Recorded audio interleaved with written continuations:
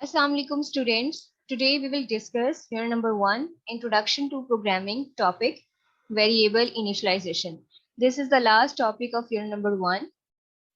Topic 1.3.6 Variable Initialization. Right question. Explain variable initialization in C programs. First of all, we will discuss the definition of variable initialization. Assigning value to a variable for the first time is called variable initialization. Students, in the last lesson we have discussed about variable declaration. उसमें हमने variable को declare करने का proper syntax discuss किया था. Variable को declare करने के लिए सबसे पहले वेरिएबल की डेटा टाइप मेंशन करते हैं और उसके बाद वेरिएबल का नेम आता है.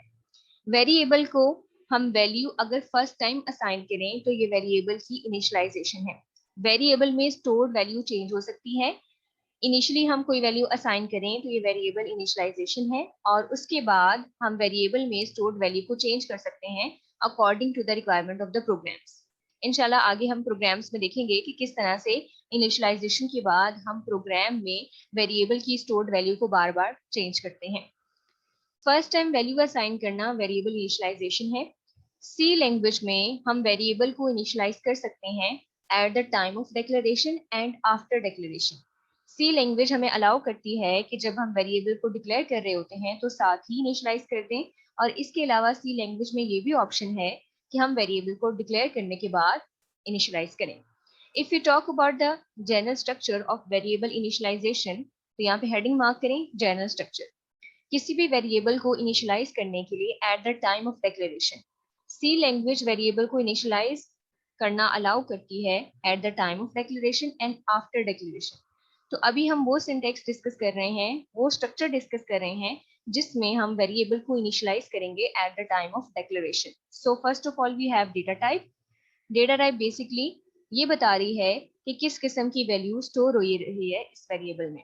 So we have data type, then we have variable name equal sign, and this is the value जो इनिशियलाइज्ड वैल्यू है जो फर्स्ट टाइम हम यूज कर रहे हैं.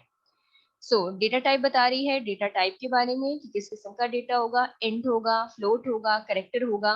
वेरिएबल नेम है, और इक्वल साइन ये बेसिकली असाइनमेंट ऑपरेटर है जो इस साइड वाली वैल्यू इस वेरिएबल को असाइन करेगा. तो यहाँ पे वैल्यू की जगह कोई भी वैल्यू आएगी. अगर इंटीजर टाइप डेटा हो तो यहाँ पे कोई इंटीजर वैल्यू होगी. अगर फ्लोट टाइप डेटा हो यहाँ पे कोई रियल वैल्यू होगी. और अगर कैरेक्टर टाइप डेटा हो तो यहाँ पे कोई कैरेक्टर होगा. So next we have examples related to the variable initialization. So here we can see we have character grade. ये variable declare हुआ है.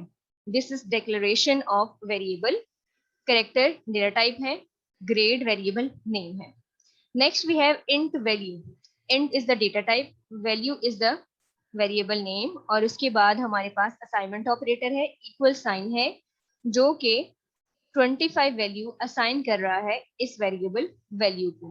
So we have value equal sign assignment operator और 25 वैल्यू. तो integer type data type है, so we have 25.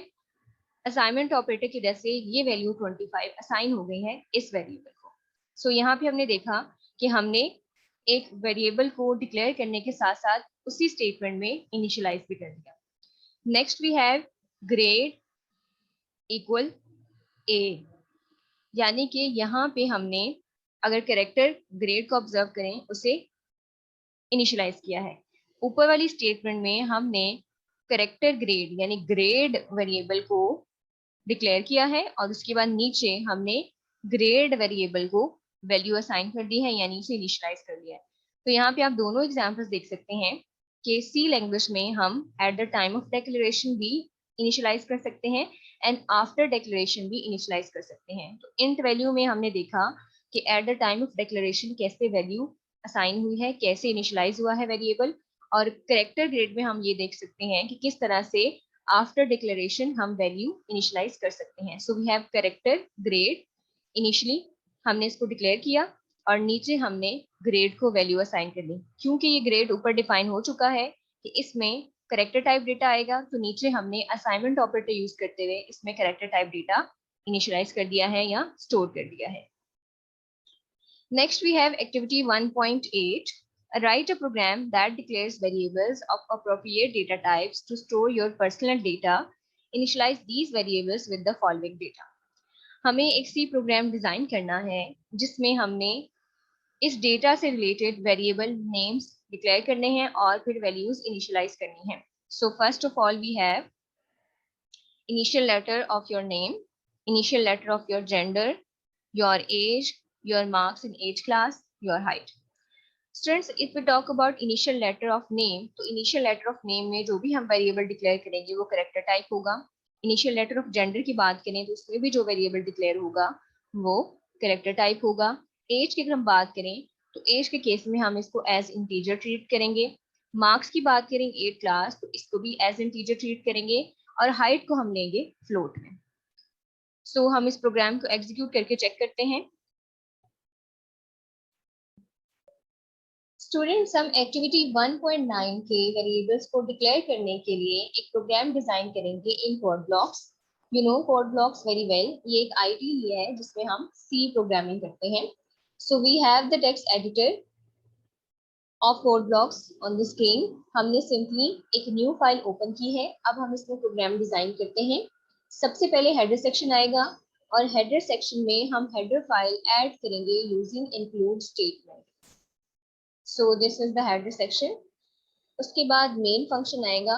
Void एक keyword है, इसको हम इंशाल्लाह नेक्स्ट लेसन में डिटेल में डिस्कस करेंगे.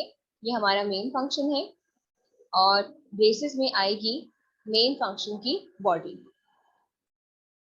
सो अब हम वेरिएबल्स डिक्लेयर करते हैं. स्टूडेंट्स, वेरिएबल्स नेमिंग के रूल्स में हमने डिस्कस किया था कि वेरिएबल के नेम के लिए कोई कॉन्साइज लेंथ नहीं है इन सी लैंग्वेज, लेकिन अगर हम शॉर्ट वेरिएबल नेम यूज करें तो ये अच्छी प्रोग्रामिंग प्रैक्टिस है. सो सबसे पहले हम डिस्कस करते हैं variable initial character of name, initial letter of name. Obviously data type आएगा कैरेक्टर और इसके लिए हम नेम यूज करते हैं इनिशियल और उसके बाद हम लेंगे अंडरस्कोर. अगर इनिशियल के स्टार्ट पे हम देखें तो हमारे पास अल्फाबेट है और सी लैंग्वेज के रूल्स के अकॉर्डिंग वेरिएबल नेम का स्टार्टिंग कैरेक्टर या तो अल्फाबेट होना चाहिए या अंडरस्कोर. तो हमने अल्फाबेट रखा है. Initial letter, initial letter name रख लेते हैं.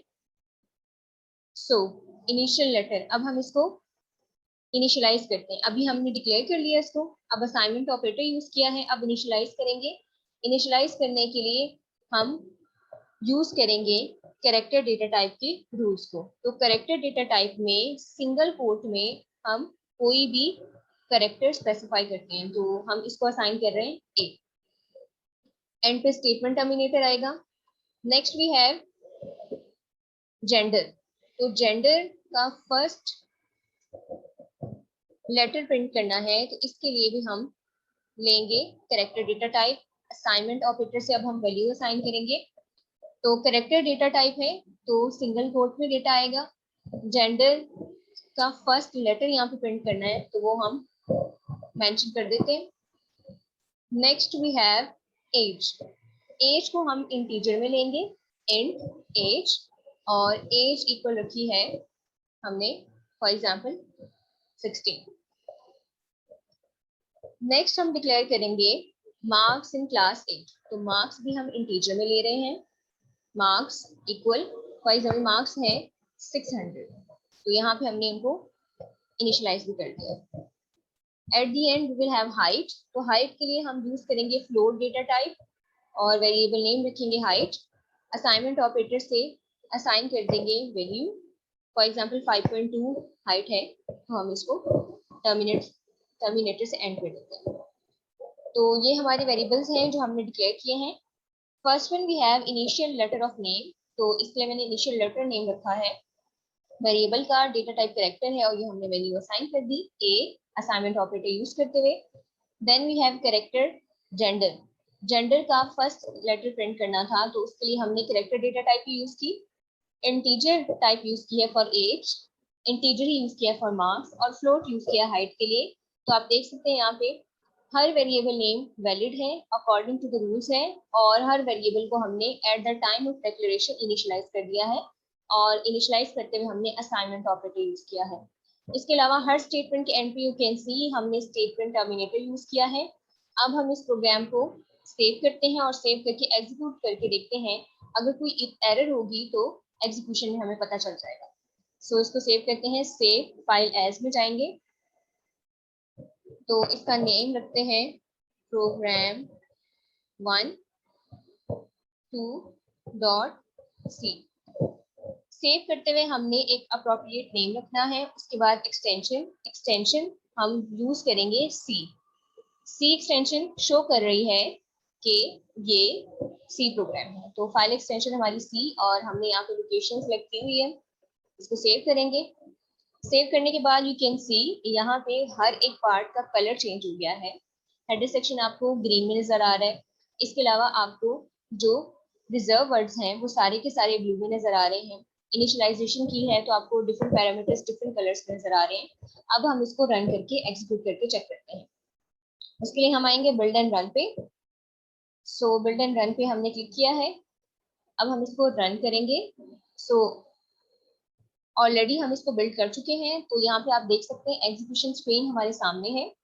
अगर इनिशियलाइजेशन में डिक्लेरेशन में किसी किस्म का एरर मैसेज होता तो हमारा प्रोग्राम एग्जीक्यूट ना होता, हमें रिजल्ट शो ना होता, रिजल्टिंग स्क्रीन सामने ना आती। अभी हमने सिर्फ इनिशियलाइजेशन किया है तो एज सच हमें स्क्रीन पे कोई रिजल्ट नजर नहीं आ रहा, लेकिन इनिशियलाइजेशन में अगर किसी किस्म का एरर होता तो ये स्क्रीन हमारे सामने ना आती। तो ये प्रोग्राम आप नोट कर लीजिएगा। एक्टिविटी 1.9 के साथ ही हमने वेरिएबल्स को डिक्लेयर किया है, इनिशियलाइज किया है रूल्स को फॉलो करते हुए। होप सो आपको समझ आ गया होगा। हमने जब इसको एग्जीक्यूट किया है, हमने पहले इसको कंपाइल किया। कंपाइल करने के लिए हमने यहाँ पे बिल्ड एंड रन का ऑप्शन यूज किया। उसके बाद हमने इसको जो है एग्जीक्यूट करके देखा है। तो अभी हमारे पास ऐसा कोई आउटपुट नहीं है स्क्रीन पे, क्योंकि हमने कुछ भी प्रिंट नहीं कराया, सिर्फ वेरिएबल्स को डिक्लेयर किया है। तो यहाँ हमने वेरिएबल्स को डिक्लेयर किया, इनिशियलाइज किया है, सिर्फ रूल्स को फॉलो किया। स्क्रीन पे भी कुछ नहीं आएगा, लेकिन आउटपुट स्क्रीन सामने आने का एक मकसद ये है कि हमारे वेरिएबल डिक्लेरेशन में, हमारे प्रोग्राम में जो हमने यूज किया है, जो हमने डिजाइन किया, उसमें किसी किस्म का एरर नहीं है। So that's it from today. Hope so आपको ये अच्छे से समझ आया होगा। Good luck. अल्लाह हाफिज।